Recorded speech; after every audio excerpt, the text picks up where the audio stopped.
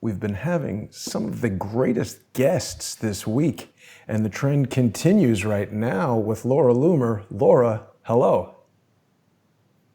Hello, how are you?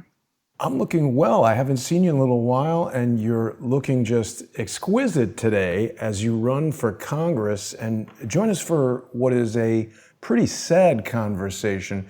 Before we get to speaking about Phil Haney, who you've done extensive work with, I do want to remind everyone who might not be aware that Laura is running for Congress. And if you're in Florida's 21st District, you should definitely be voting for Laura.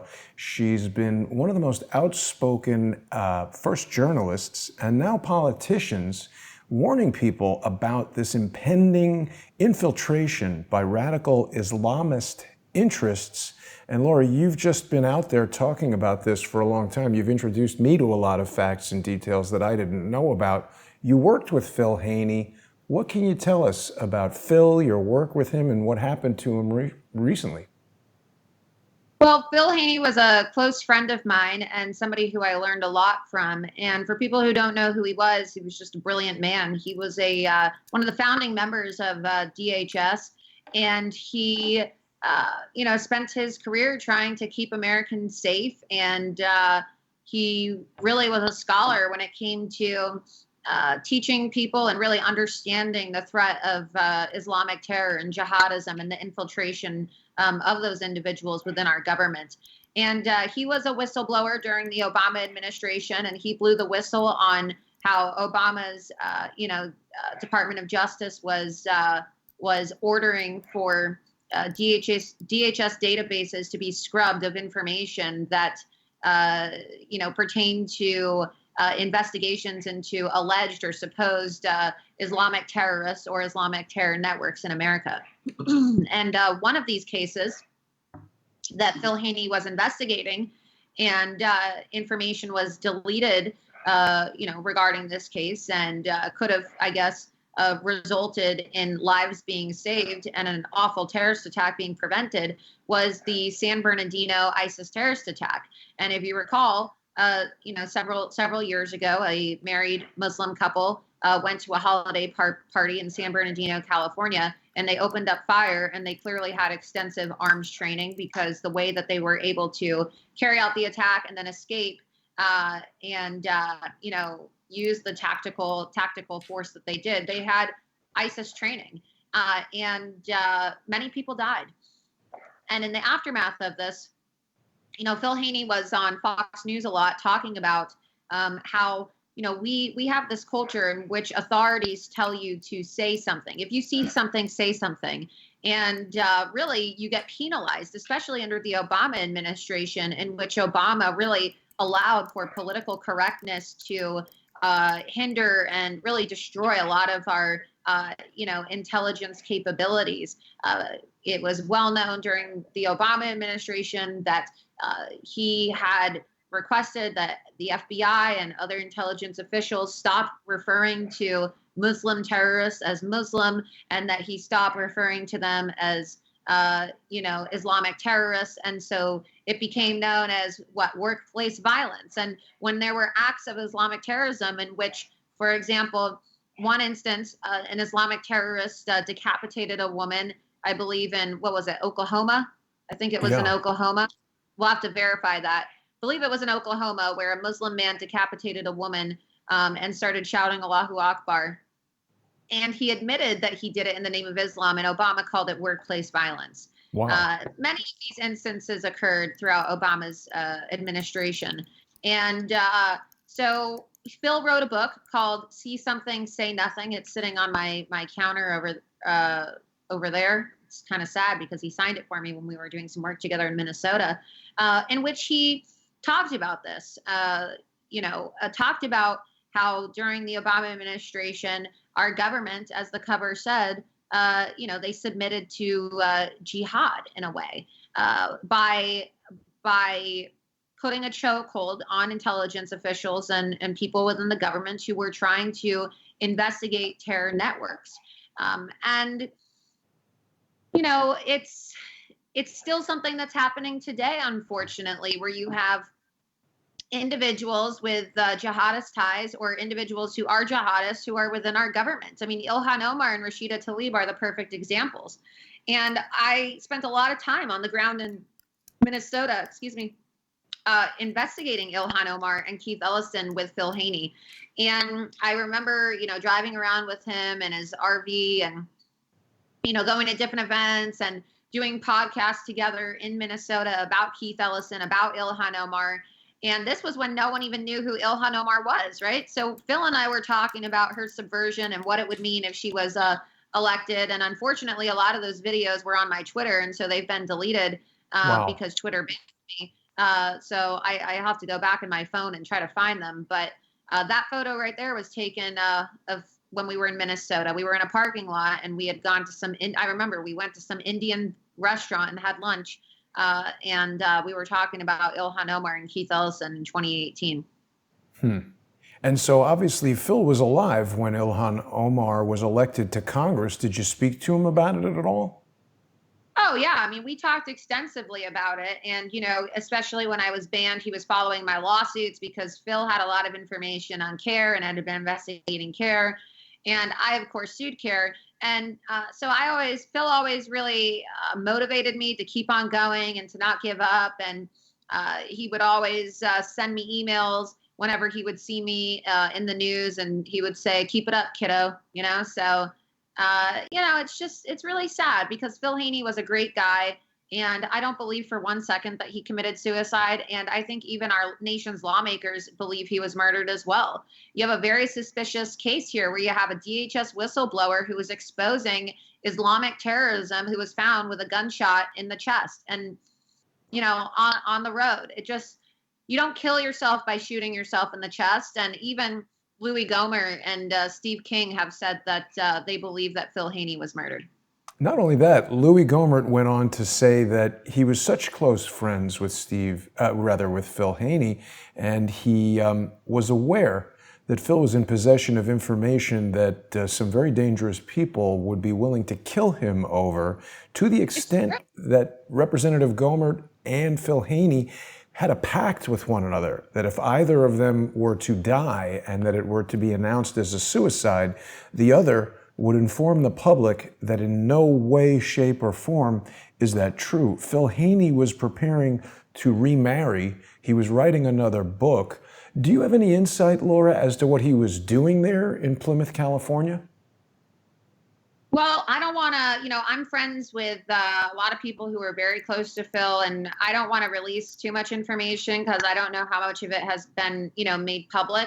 But Right. I was aware of some of the things that Phil was doing with his career at the moment, and he was working on another book. And last time I spoke to Phil, he told me that he had been doing some work regarding the Council on American Islamic Relations. And I knew for a fact that he had information that really could have been damning to a lot of people and put a lot of very bad guys away. But that's why his death is even more suspicious because, CARE is a Muslim Brotherhood organization. These people are tied to terrorists and terrorist organizations. The Holy Land Foundation terrorism trial found that CARE was supporting Hamas. All right. They fundraise with imams who are co-conspirators and, in World Trade Center bombings. They fundraise with Ilhan Omar, who has advocated for ISIS, and Hassan Shibli, who is the head of CARE Florida, who I've sued, actually. He was providing legal representation to Hoda Muthana, the ISIS bride, who proclaimed online that she wanted to murder Americans. And, she posted all of these really barbaric comments about how Americans deserve to die on social media, right? It's funny how ISIS terrorists have social media, but I don't. Right. And he was trying to advocate for this lady to come back into the United States. I mean, you have to be a pretty evil person to be advocating for an ISIS terrorist to come back into America and then to lie on top of it and say that this lady was a United States citizen when Secretary Pompeo, himself and the Trump administration themselves said that she was not a United States citizen. So CARE was going around lying to people, telling people that this lady was a United States citizen, this, very dangerous ISIS bride who had expressed, murderous intentions and terrorist threats towards Americans. And they're trying to portray her as a victim. And then they sued the Trump administration to get her back in. I mean, these are the type of people that target me. These are the type of people that, Phil Haney was investigating. And these are the type of people who, had targeted Phil. And I have a screenshot of this. I should send it to you. Let me look at it. Hold on. But Sure. it's like a Sharia watch list. And CARE was actually posting about Phil Haney on their Facebook page, and they made it Prior seem to as his if death? a bounty. What?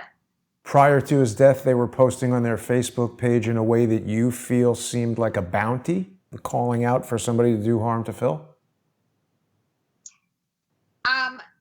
I'll find the exact screenshot, but it was very concerning. Wow. I mean, I Yeah. don't want to misquote it. Let me just pull it up and I'll Sure. read it to you. Yeah, no problem. You could even you could text it to me or send it some way, and we'll get it up on screen for everybody to see. While Laura's looking for that, I want to remind people to visit Laura Loomer for Congress.com. If you're in Florida's 21st District and you're not registered to vote, get registered and make sure you vote for Laura. You can also support Laura's campaign wherever you are in the United States. Click on the donate button and you can help Laura get into Congress and counteract some of the subversive infiltration that's going on there. Laura, you were the first person to tell me about the explanatory memorandum from the archives of the Muslim Brotherhood, and Phil was an important fact witness in the Holy Land Foundation trial. Isn't that right? Yeah, and I spent a lot of time. I'm just looking for this graphic for you. I spent a lot of time talking to Phil about these topics, and when we were on the ground in Minnesota, we did several shows about this. But yeah, Phil spends his time educating people about counterterrorism and things like the Holy Land Foundation terrorism trial and whatnot. Here it is. Let me find it for you. I just pulled it up. If you just want to text it, we could get it on screen for everybody. Now, the other thing, Laura, this document, for people who are seeing it for the first time, it's essentially a handbook describing a plan to commit cultural jihad in the United States that involves infiltrating businesses and government, local, state, and even federal government. And we're seeing that happen. You've mentioned Keith Ellison and Ilhan Omar. Keith Ellison's now the Attorney General in Minnesota, where you have been physically assaulted by another congressperson. I just sent it to you. So basically this graphic you'll see on your phone, it's from June 5th of 2018. And they called it the anti-Muslim roundup. Well, if you're going to round people up, what are you doing to them? Mm-hmm. Right. What do you do to people in a roundup? Round them up and kill them, I guess. I don't know. I haven't been involved in roundups. It's like the type of language that people that jihadists use. It's the type of language that dictators use, and it's the first thing I think of are like firing squad roundups, right? And so for me, I just find it to be really weird. If you look at this graphic in which they put the Islamic crescent, they always in their imagery, they put Islamic crescents above people's heads, right? It's like a form of superiority because they want to show that it's dominating. And so they have this document and this text here tracking their activities. And so, like I said, I traveled to Michigan and Minnesota with Phil, and they were tracking his location here in this post and letting people know like that he was going to be in Michigan and where he was going to be. And they called it an anti-Muslim roundup, right? Wow. And several of the other people photoed here have been targeted as well. You have Pamela Geller, if you recall, during her event in Garland, terrorists opened fire and they tried to kill her.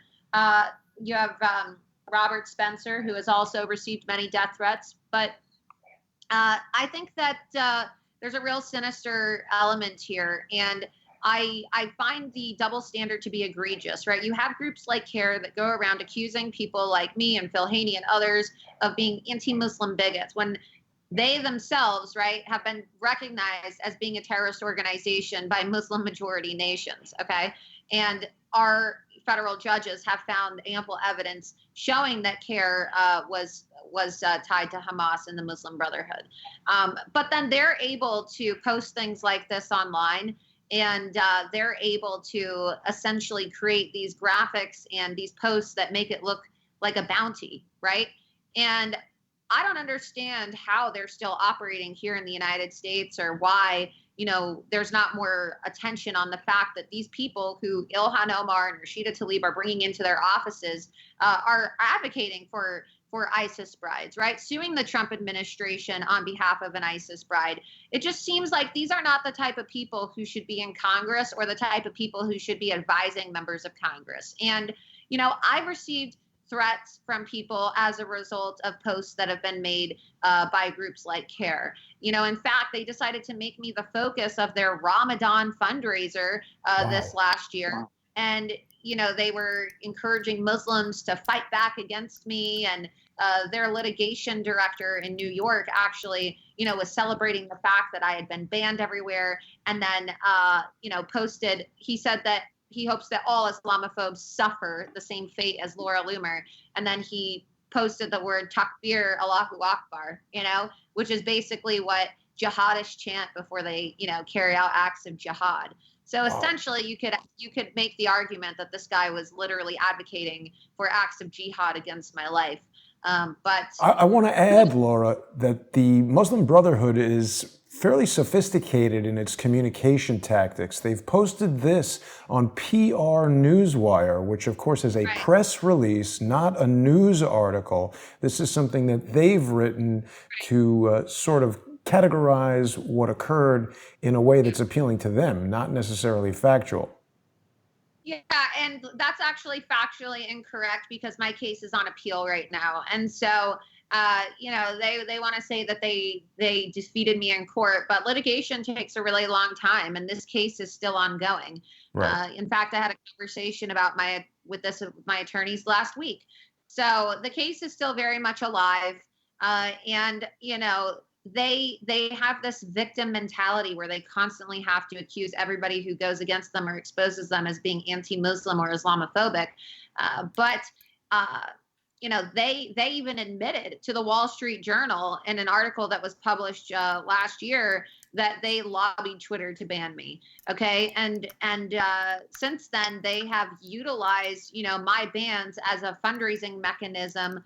Like I said, during Ramadan, and I have the screenshots, like just a few weeks ago, for like an entire month, they had my face on the front cover of the CARE National website, So I know that Phil Haney was doing a lot of work exposing these people, and he had a lot of information that he still hadn't released. But it's all very concerning, because I definitely do not believe that Phil Haney committed suicide. Right. You mentioned Garland, Texas, and the woman who was it that they opened fire on in Garland, Texas? Well, it's the Pamela Geller Muhammad cartoon contest, if you recall the Muhammad cartoon contest, and these terrorists arrived and, they tried to open fire, and wow. Not a good situation. And look, I'm not accusing these groups of having a role in Phil Haney's death by any means. I'm simply saying these are bad people. These are really bad people, really bad, dangerous ties that are here with regards to actual terrorist organizations that are recognized as such by the United States government. Okay, they fundraise openly with people who have called for the killing of homosexuals, called for the killing of Jews and Christians. And I know that Phil Haney was investigating them. And as someone who also has done a lot of investigative journalism and work in the counter-terror, counter-jihad movement, especially with regards to my investigative journalism, I know how vicious these people can be. And I've received plenty of death threats, over the years from hottest on the internet telling me that I should be decapitated or killed, or lots of anti-Jewish comments. And we know that these people, we know that these groups like CARE, for example, which Phil was investigating, that they're not exactly fond of Jews. Many of their employees and the people who they associate with have been on the record making very anti-Jewish comments. So it's very unfortunate, because I looked up to Phil as somebody who I could always seek advice from, and as somebody who was really like a mentor. He was just so intelligent, and that's one of the worst things about his death as well, is all the knowledge that went with him, and who knows if we're ever going to find out what was in these documents that he had. Who knows if we're ever going to find out what type of information he was planning on releasing. Wow. And I believe there was a computer taken, so there is potentially, as you say, missing documents and ongoing investigation that he was doing. So, all right, I want to be sensitive to not asking you to reveal anything that you might know that Phil may want to keep quiet. But this town of Plymouth, California, he was there in an RV, but this is not really where Phil lived, right? He was from the Washington, D.C. area. Well, Phil was living in his RV. And so about a year or so ago, his wife passed away. And Phil was just living in his RV because that's how he traveled and got around. And so I don't know if he had any other property or not, but I do know that he was living and working out of his RV. And he did that because he could go all around the country investigating wherever he needed to investigate, Yeah. right? All over, and I remember in Minnesota that's what he was doing. We would meet up and he'd drive in his RV. That picture we were taking was taken right outside of his RV. And if I ask you anything that you don't want to answer, Laura, just feel free to say that, but did he ever mention Mule Creek State Prison to you? He did not, no. It's a very specialized prison facility that is located remarkably close to where Phil's RV was found. It's the only prison, let me make sure I'm reading this correctly. I'll bring up the Wikipedia thing here. It's, where have we got it here? Mule Creek State Prison. It's a specialized prison that where is it? It is exclusively, it's the only California state prison exclusively for sensitive needs yards, SNY inmates. And they're segregated from the general prison population for their own safety. Many are gang dropouts, informants, sex traffickers, and former law enforcement officers. So I just wonder if Phil wasn't attempting to meet with someone, communicate with someone, find someone in this prison. There's a lot of interesting characters in there. I don't know.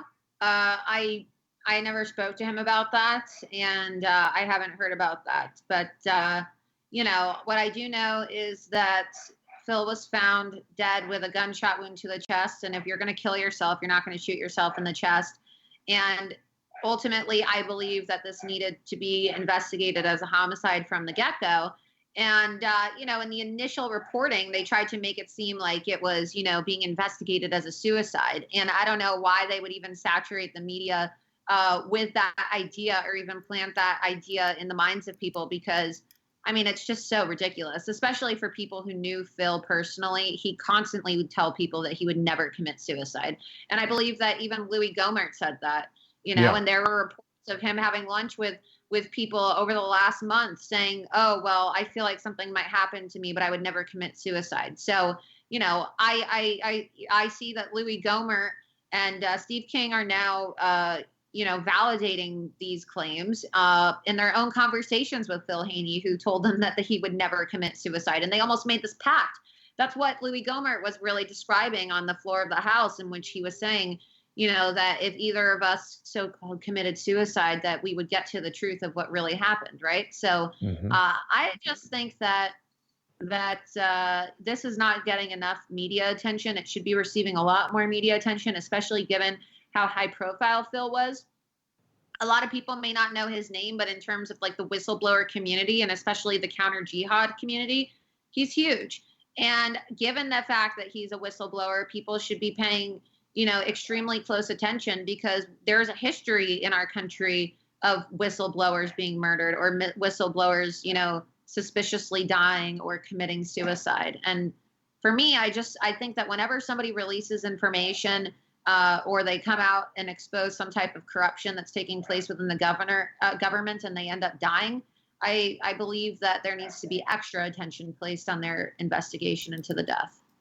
Yeah, and that's why I'm asking some of these questions, and they're not even necessarily questions for you specifically, Laura. I just find that when we talk about these kind of things, it tends to get the information out to people who then sometimes contact me anonymously, drop me these little bits of information. That's where I'm finding out about all this. There's a notable character in that Mule Creek State Prison who I want to tie to something else that you've done a lot of investigating in. I'm talking about Las Vegas. Now, I don't know if you've ever heard of this guy, David Turpin. Do you know who he is? I have heard of the story. I know that, I think, is that the case where they had all those children like shackled up in the home Right. and they were abusing, starving them? Yes. Yes, this is a guy, David Turpin, and his wife, I think her name is Louise. Yeah, Louise. They had 13 children together. Interesting when they choose to publish these things at 1:11 p.m., but on February 22nd, 2/22/111. But David Turpin is a guy who worked, not unlike Mr. Paddock, for Lockheed Martin. And it's just strange to me. People know that I've done a lot of coverage with David Hawkins of the death of another child of a Lockheed Martin employee, John Benet Ramsey. So there's all these strange things going on with employees of Lockheed Martin, and that certainly doesn't mean that Lockheed Martin is guilty of anything, but it's curious that Phil would be in this town so near this prison where this guy who, he just went to jail in April, I think, of 2019, and he's being held in this prison. I don't know if it's because he's an informant, or if it's because he's a former gang member, or if it's because he's a child abuser. But this is a weirdo guy. He's got 13 children with this woman, and then they kill them all. Who would do that? And why is Lockheed Martin hiring him?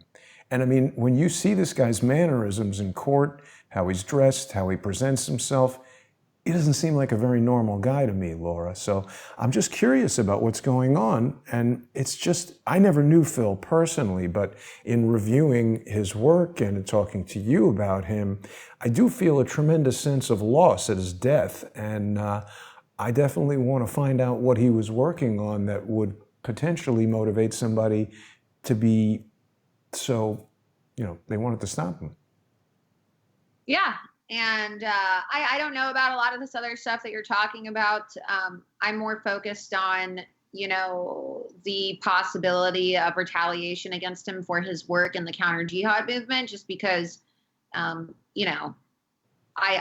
do know, and I won't say who exactly, but even associates of his in the week that he was found dead received letters in the mail threatening their lives too.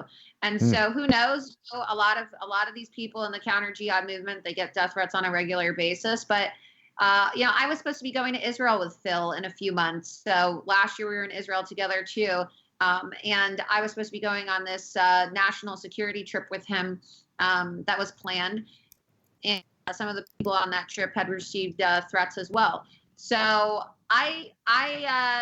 I'm very concerned about this. And like I said, he was a friend of mine, somebody who I looked up to. And, I'm not saying that he was targeted for these reasons. You never know. It's an active investigation. It could have been something totally unrelated to his work, right? You never know. And I'm not here to say that it is or it isn't. But what I am saying is that I'm pretty sure it's very obvious to people, especially elected members of Congress who, you just showed the article there, they don't even believe that he committed suicide. And so I would like to know is why there's such a lack of media coverage on this.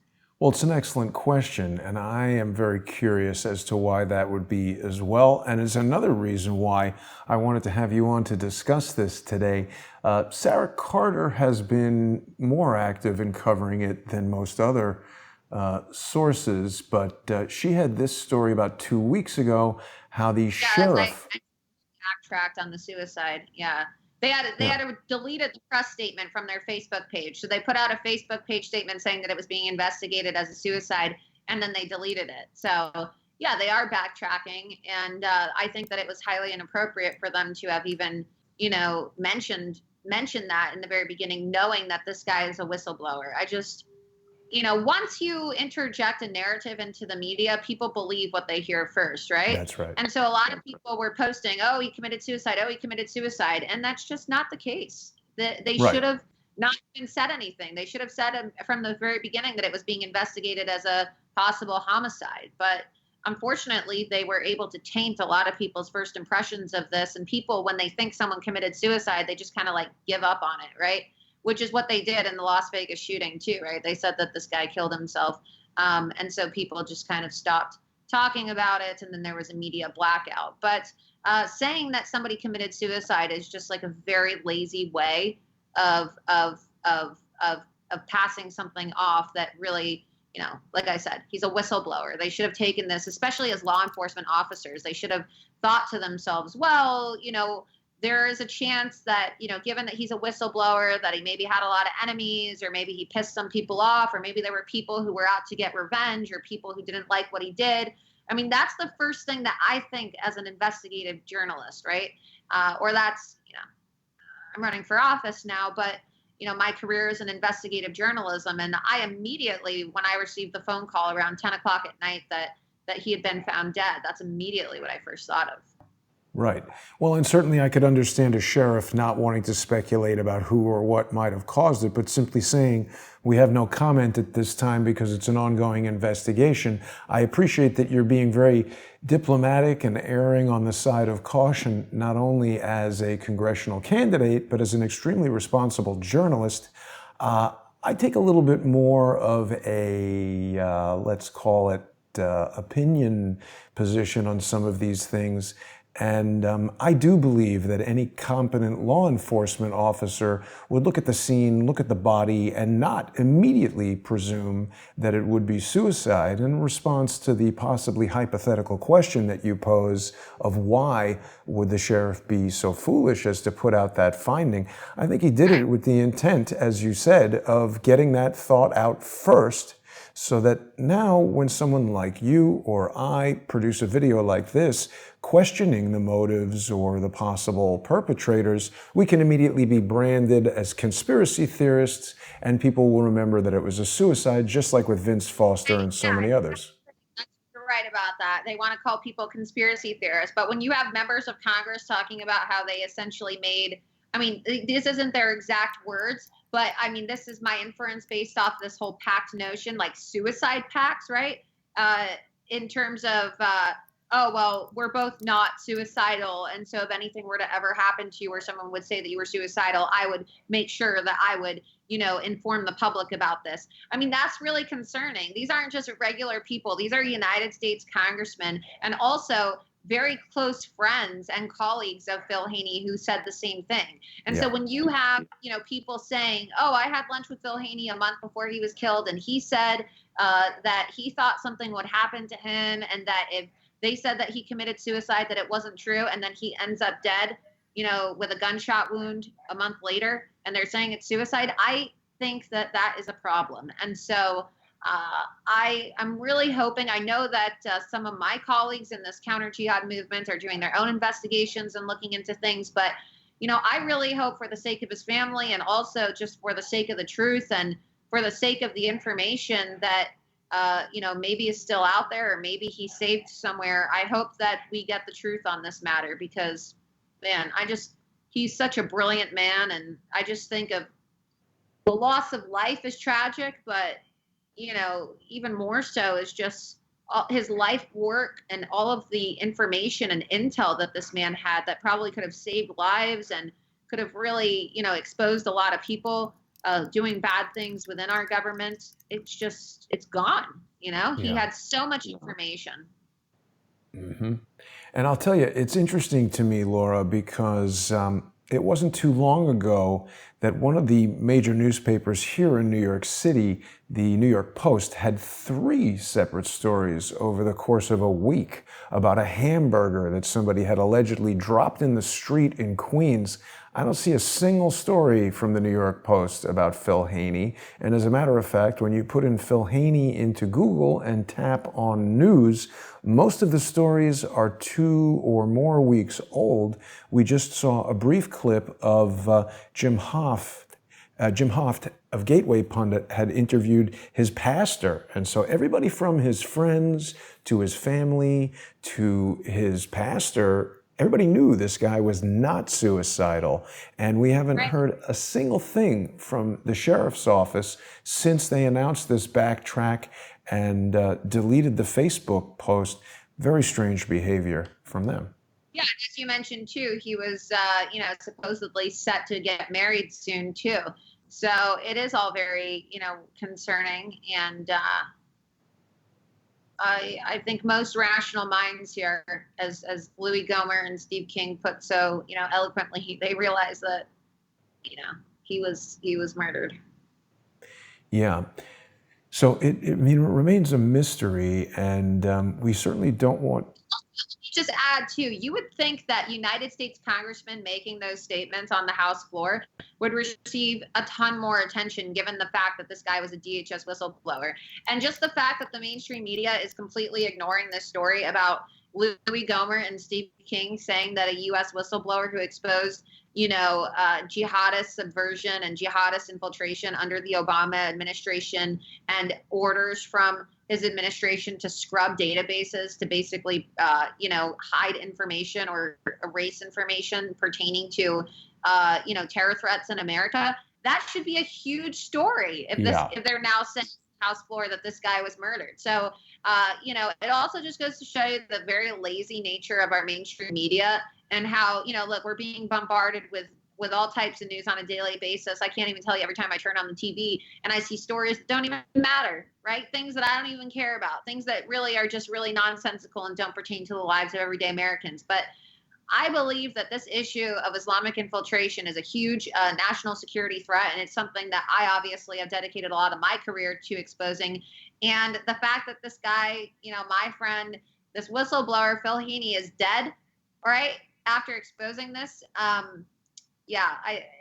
whenever a United States representative makes a claim like that, I think that there should be way more media coverage. I mean, look at they report on AOC buying a dog. They report on Ilhan Omar dancing on TikTok. They report on all these nonsensical things about members of Congress that really just don't matter, But then when it comes to congressmen making really impactful, important statements that could impact our national security with regards to the information that Phil had, like, where's the media is what I would like to know. You see AOC I have a bulldog too, right? I mean, look, so what? You got a bulldog. She's in the doghouse. It's just crazy to me what they focus on. They'll write a story about someone buying a dog, but they won't talk about a whistleblower being murdered. I'll tell you, Laura, this is the only Democrat you're going to see behind bars in 2020 unless Donald Trump really pulls it out and starts doing what we need him to do. But you're raising an excellent point. Again, I appreciate your diplomacy, but I need to stress that I personally don't think, and if you're not able to say it, I appreciate that. I don't think it's a matter of laziness. I think that there is a definite agenda among... I'll say I don't think it's not just laziness. I think that there's a definite agenda, and I learned this when I was doing my Las Vegas shooting investigation. It's lazy, and it's also, their complicit nature in the way that they choose to not talk about these things. I mean, the mainstream media never likes to talk about things that have ties to Islamic terrorism, and when they do, they whitewash it completely. I mean, look at the Washington Post, right, referring to Baghdadi as an austere religious scholar. So, yeah, I'm not naive. Like, it's more than just laziness. It's a form of, complicit behavior, and especially after what I saw with Vegas, it's a full-blown, cover-up, really, is what it is, and it's irresponsible. But when they have all... Look, the way I look at it is we're independent journalists, right? I'm now running for office, but as an independent journalist, I didn't have tons of funding. Okay, you don't have tons of funding, but we're able to somehow break stories and get information out faster than the mainstream media.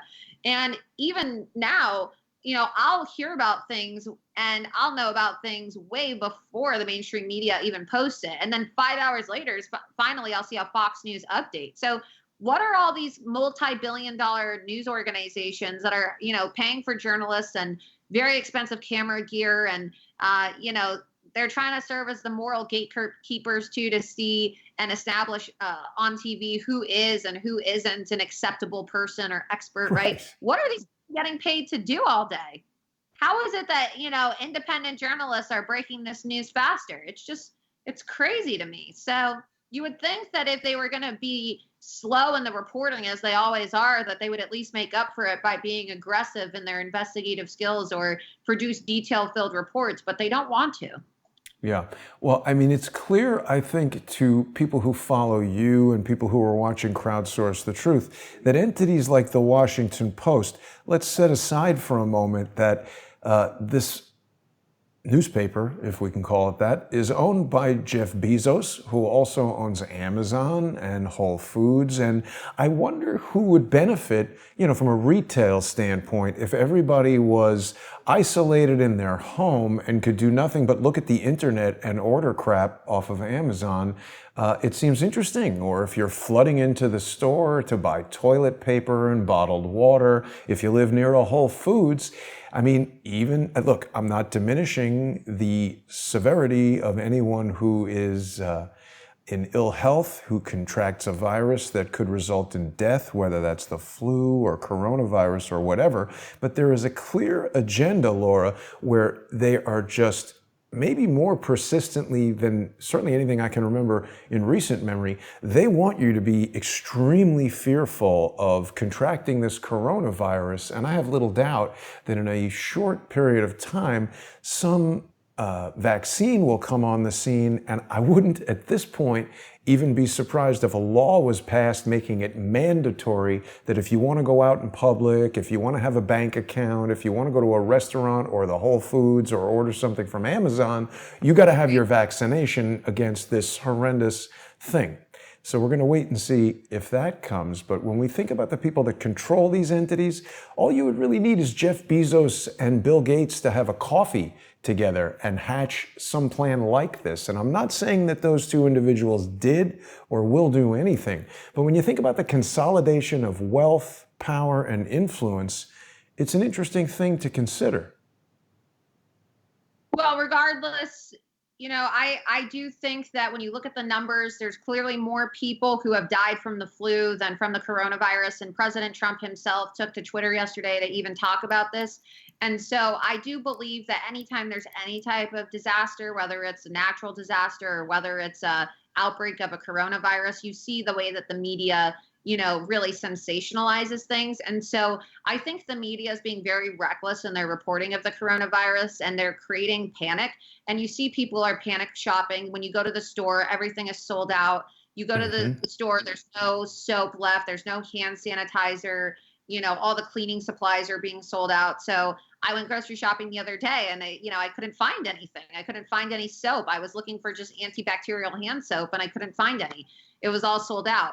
And so I think that they're being very reckless. And while I do believe that, look, obviously the coronavirus is stronger than the flu, and there are certain populations in our country who are more susceptible. It seems like this is hitting older people the hardest, and people who are 60 and above, or people who have compromised immune systems are dying from this if they are infected. I have been listening to a lot of the different reports and medical opinions on it. And, if somebody my age, 26, were to contract it, you'd probably get very ill, but your chances of, surviving it are very high compared to somebody who is older or, like I said, has a compromised immune system. But look, things like this happen every day. You never know what can happen. You can get in your car, you can die in a car accident, right? You can get struck by lightning. Anything can happen. And, it's not a way to minimize it, but I do believe that, what we're seeing online right now is having, a dangerous social effect, because people are catastrophizing, right? And people are starting to get very panicked to the point where they're isolating themselves. And then this can have a really big impact on the economy. And so I believe that the media and public health officials have a responsibility to, really, minimize the panic by kind of inserting a sense of reality into the mindset of people and calming people down, because you're not necessarily going to die from this if you contract it. It's a serious virus, but they're making people believe that if they contract it, they're going to drop dead like flies, Right. And if you listen to people and you look at the posts online of people talking about it, people are in a doomsday mentality. But look, here in Florida, I know Governor Ron DeSantis has issued a public health emergency regarding coronavirus. There's been a couple deaths here in Florida. And, you know, I saw the report that there were a few more cases announced in Broward County.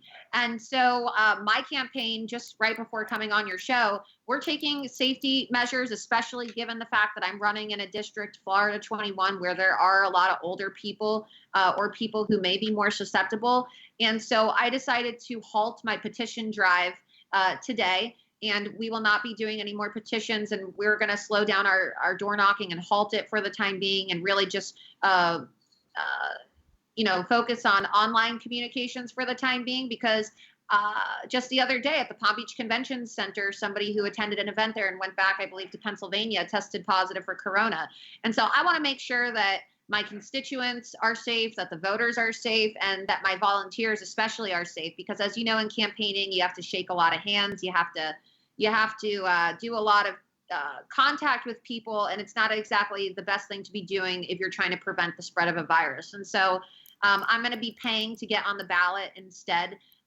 You know, but for me, I think the price of paying to be on the ballot is worth it, and it's, you know, it's not a problem, and nothing is worth jeopardizing people's health and their safety. And so that's a decision that I made as the head of my campaign, and I'm hoping that, you know, this gets resolved soon, or it gets controlled, and that people get more answers, because, you know, making America safe again is a really key aspect of my political campaign. And you can't make America safe again if people are sick. And so I'm hoping that people who are infected get better soon, and that, you know, you just got to wash your hands and stay calm. Don't panic. Absolutely. And, you know, it presents, ironically, a good opportunity for people who are outside of Florida's 21st district to help Laura get on the ballot, because now that she's going to be paying to do that, people can donate, and those funds will go towards helping Laura get on the ballot. So if you want to really take part in making a change in Congress, here's your chance. You can donate any amount, and I'm sure Laura is going to put that money to good use. We really need somebody like Laura in Congress, in my opinion, and I am certainly endorsing Laura for Congress for Florida's 21st district. I know you're very busy. Your parents are going to vote for me. You're too. not supposed to say that. People now know more about my parents than they did a minute ago, but that's okay.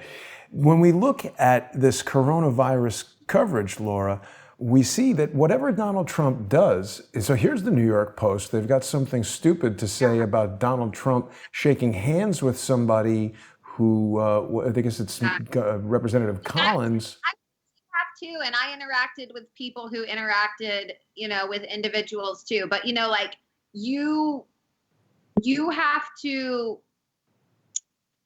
understand, and I believe that you do. I think that the media really, honestly, they get paid for clicks, right? And so they released a statement this morning saying that President Trump is fine, Congressman Gates is fine, they are not feeling any symptoms.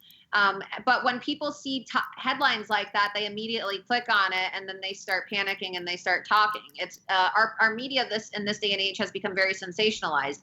But yes, I do believe that the situation. You know, obviously they're making the right decision to self-quarantine themselves. It's the responsible thing to do, especially as a lawmaker and somebody who has a lot of contact with people and constituents on a daily basis.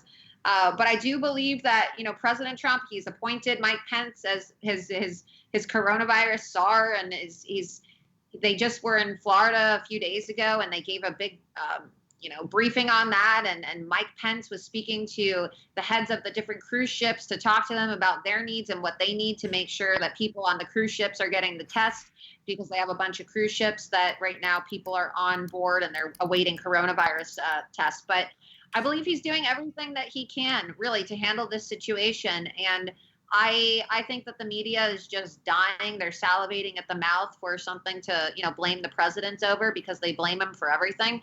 I mean, this is a guy who could literally find a cure for the coronavirus or find a cure for cancer and AIDS, and they would still find something bad to say about him. But absolutely, people need to calm down, okay? And I think that a lot of the panic is coming from the fact that when people call the CDC or they ask about testing, there isn't a lot of information about where to get testing. But nothing improves if people are panicked and making decisions in a state of anxiety and panic. So it's fine to be concerned and it's fine to be worried, but you gotta calm down and you gotta handle things in a very rational, calm manner. Yeah.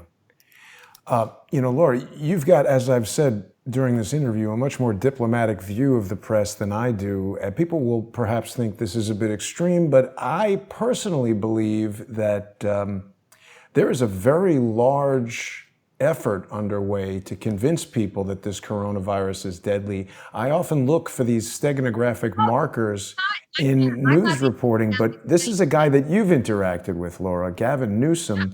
He's detailed 33 California coronavirus cases. That's a remarkably coincidental number. I think if you start looking around for occurrences of the number 33, and consider my opinion that that is a marker sending out a signal to people in the know that this is something that's under control. 33,000 emails from Hillary Clinton. The doctor who was the Wuhan whistleblower was allegedly 33 years old. Frankly, if you just put in coronavirus and 33, you're going to see a remarkable number of references to that number. 33 test negative for coronavirus in Georgia. It's just astounding.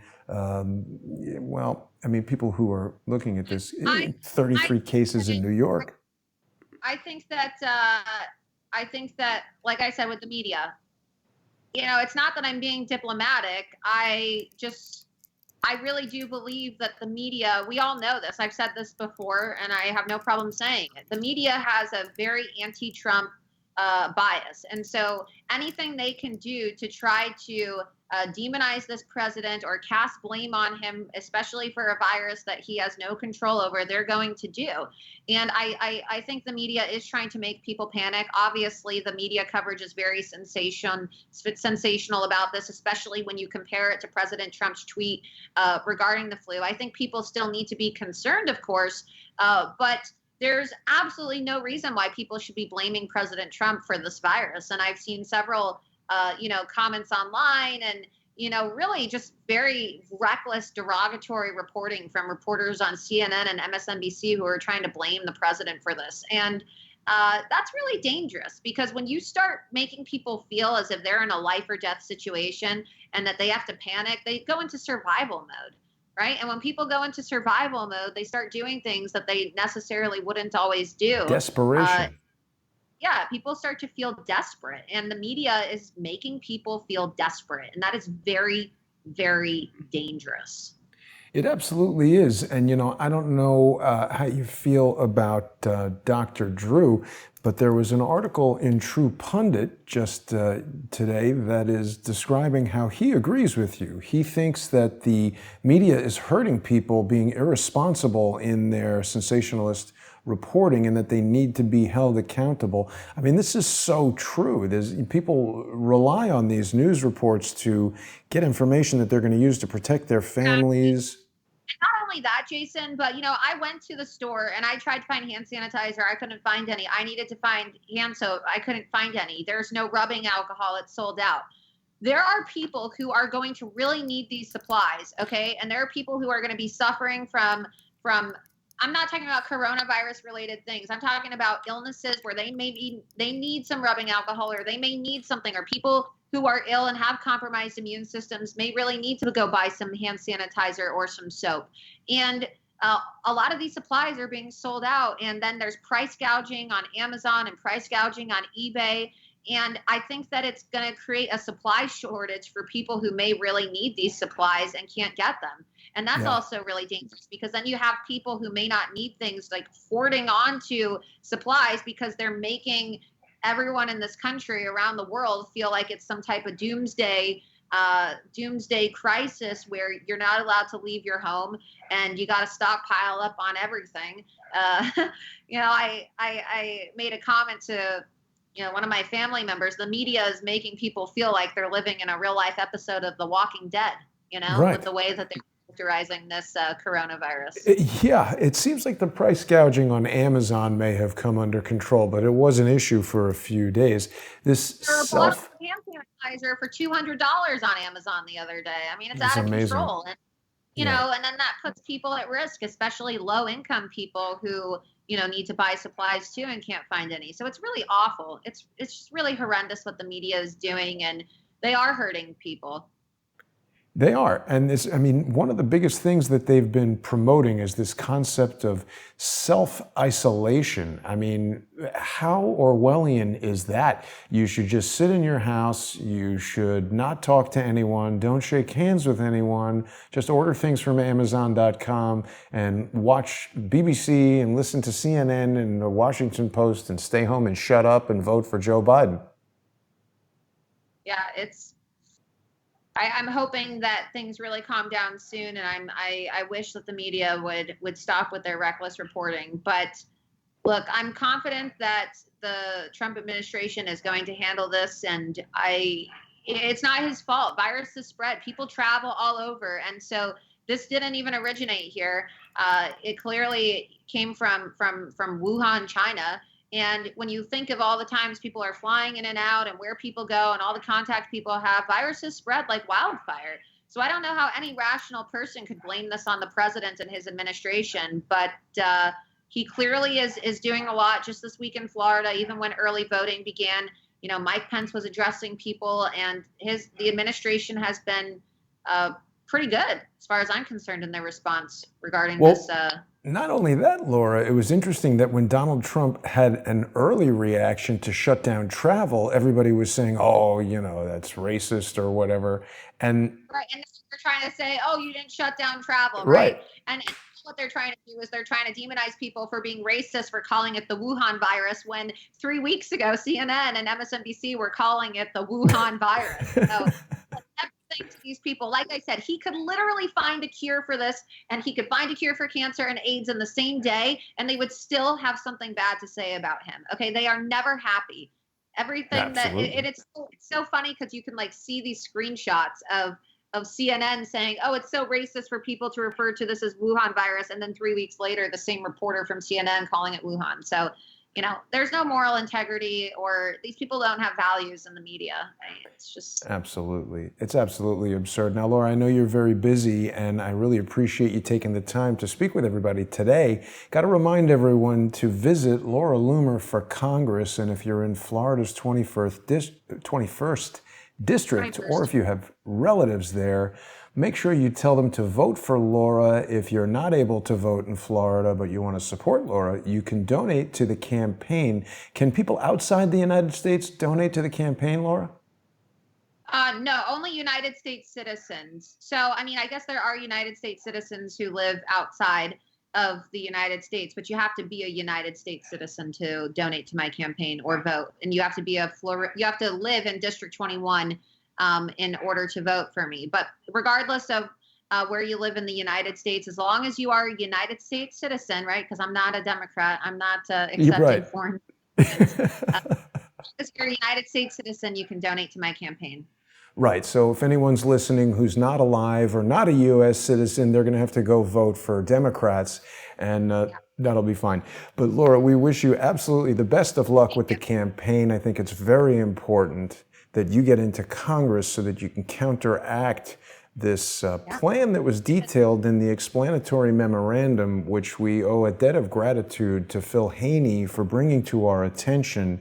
I hope that his death will not be in vain, and that lawmakers like Louie Gohmert and others in Congress, including Laura Loomer, hopefully very soon, will be able to make his work make a difference and find out what it was that somebody may have killed him for. Right.